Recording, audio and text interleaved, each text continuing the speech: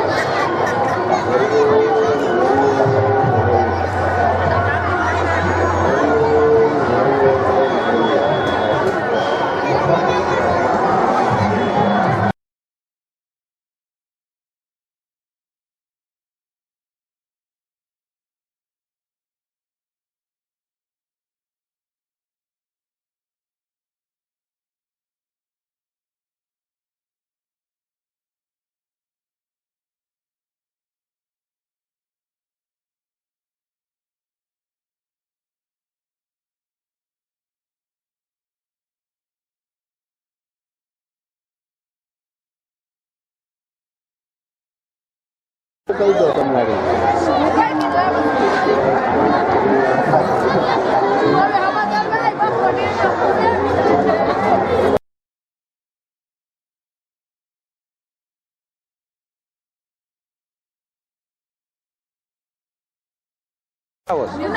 જુનાગઢ.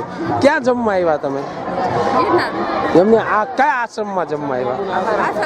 આશ્રમમાં. કેવું જમવાનું છે બેન? પરિક્રમા આવો? અહીંયા વરદદારે આવો. બે પરિક્રમા ને શિવરાત્રીમાં બે જગ્યાએ જમવા આવો. કેવું જમવાનું હોય આશ્રમમાં? સારું હોય ને?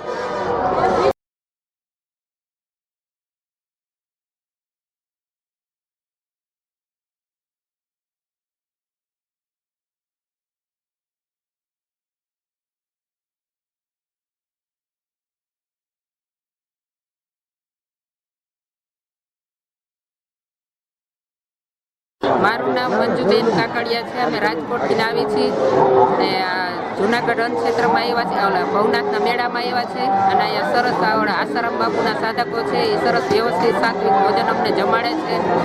અને અમે શિવરાત્રિમાં પણ આવી છીએ અને પરિક્રમામાં પણ અહીંયા જમી છીએ. બહુ સરસ જમાડે છે. ભવનાથમાં ક્યાં આશ્રમમાં આવ્યા છો? આશ્રમમાં ને પણ આસારામ બાપુના સેવાધારી બધા છે, એ ભંડારો રાખે છે દર વર્ષે. એ ભંડારામાં અમે જમી છીએ. આસારામ બાપુ અનક્ષેત્ર છે? આસારામ બાપુ અનક્ષેત્ર. હા. તો મારે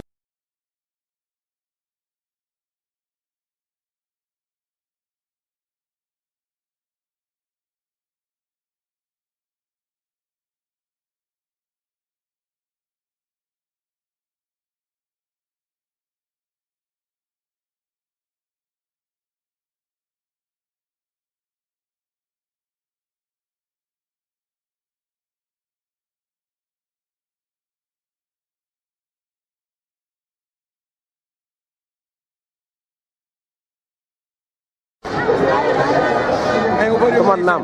અમે માણાવદરથી મોઠારિયા ગામમાંથી આવીએ છીએ અને મારું નામ કિરીટભાઈ મહેશભાઈ છે. અને હું છેલ્લા 12 વર્ષથી આસારામ બાપુના અન્નક્ષેત્રમાં જમવા આવું છું. અને દર વર્ષે શિવરાત્રિમાં અને પરિક્રમામાં અહીંયા પ્રસાદ લઈએ છીએ. રાજકોટથી માંડીને બધા બહારના બધા અન્નક્ષેત્રો બધા ઘણા બધા હોય છે, પણ આસારામ બાપુના અન્નક્ષેત્રમાં જે પ્રસાદ મળે છે એ પ્રસાદ ગરમા ગરમ શીરો, દળિયો, રોટલી, ખીચડી, બધું શાક અને બધું ભોજન બહુ સરસ મળે છે. ભવનાથની અંદર બધી જગ્યાએ ઘણી જગ્યાએ અમે પ્રસાદ લઈએ. છેલ્લા 12 વર્ષથી અમે પરિક્રમામાં આવીએ, શિવરાત્રિના મેળામાં આવીએ, પણ જે બીજા બધા ક્ષેત્રમાં પ્રસાદ લઈએ એના કરતાં આસારામ બાપુના ક્ષેત્રમાં જે પ્રસાદમાં મજા આવે છે ને એ ક્યાંય મજા નથી.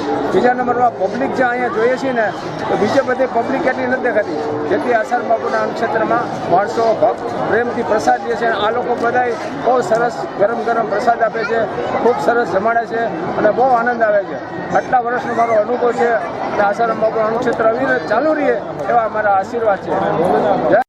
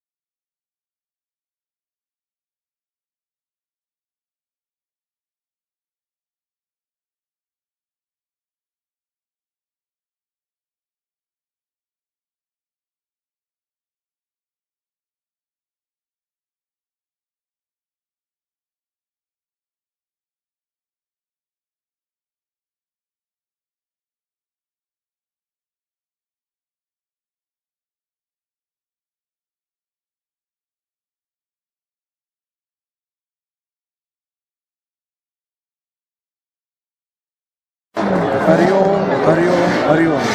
મારું નામ જયેશભાઈ ગોવિંદભાઈ માયાણી, રાજકોટ. અહીં પરમ પૂજ્ય સંત શ્રી આસારામજી બાપુની પાવન પ્રેરણાથી છેલ્લા 31 વર્ષથી ભવનાથ જુનાગઢ બસ સ્ટેન્ડની સામે સંત શ્રી આસારામજી બાપુ જાહેર ક્ષેત્ર અમે ચલાવીએ છીએ, જેમાં હજારો લોકો પ્રેમથી ભોજન કરે છે. અને અહીં અમારો 120 માણસનો સ્ટાફ છે, જેમાં મોટા ઉદ્યોગપતિથી માંડી સરકારી કર્મચારીઓ તેમજ નાના લોકો બધા ખંભે ખંભો મિલાવી અને આ સેવા કાર્ય ચલાવે છે. અને અહીં આવનાર લોકોને કોઈ પણ નાત જાતના ભેદભાવ વગર અહીં આવેલા લોકોને ગરમા ગરમ ખીચડી, શાક, શીરો અને રોટલી અમે પીરસીએ છીએ. અને એ લોકો પૂજ્ય બાપુનો જય જયકાર કરી અને આરામથી અને પ્રેમથી ભોજન કરે છે. તો અમે અમારા ગુરુદેવે જે અમને રસ્તો બતાવેલ છે એને ચરિતાર્થ કરીએ છીએ. તો અહીં આવનાર લોકોને અને અમે એવું ઈચ્છીએ છીએ કે અમારા ગુરુદેવ જે આસારામજી બાપુ છે એ આજે બીમાર છે તો સરકારશ્રી એને દવા માટે પણ એક દિવસની પેરોલ આપતી નથી. અને 80-85 વર્ષના જે સંત છે અને આખા વિશ્વના કલ્યાણ કરે છે એવા સંતને પણ જો સરકારશ્રી પેરોલ પણ એક દિવસની ન આપે, મેડિકલ રિપોર્ટ પ્રમાણે પણ, તો અમારી બધાની સરકારશ્રીને પ્રાર્થના છે કે અમારા ગુરુદેવ આસારામજી બાપુને મેડિકલ માટે પેરોલ આપે અને તેમને દવાની સારવાર કરવાનો મોકો આપે એવી અમારી પ્રાર્થના છે. હરિઓમ હરિઓમ હરિઓમ.